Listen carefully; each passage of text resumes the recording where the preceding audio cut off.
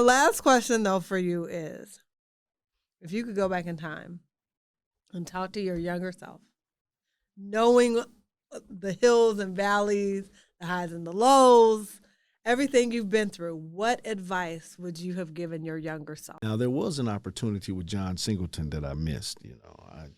I traveled all the way to Lexington, Kentucky, to the film festival there back in 2002.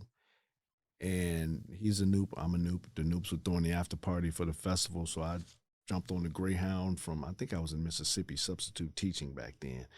And I had left Chicago and went there, and no, I went to Kentucky because I stayed there, and one of the Noops drove me from Louisville to Lexington, and I was there in the room.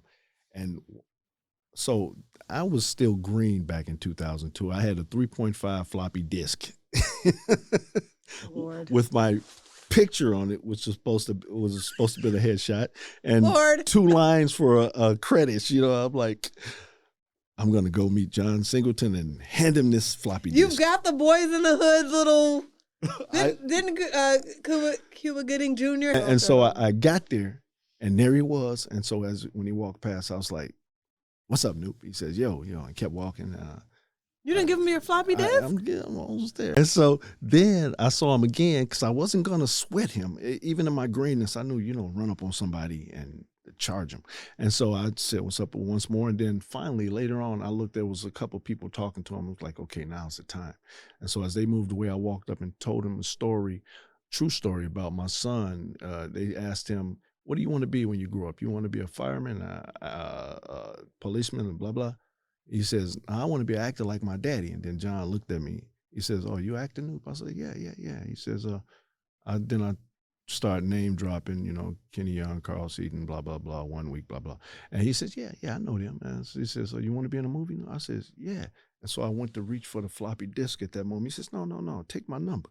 And I was like, "No, take this." And he took it. And that was the last time I heard from him. And I didn't take his number. I used to kick myself. So that's the only regret. No regrets, but that one. Right, but I've let it go. But well, it wasn't meant to be. That's. I wouldn't have gotten all of this training here from Ted Sarantos. I called him a master one time because the stuff that I teach is based on the 18 years of spending with him. How to make your audience feel something.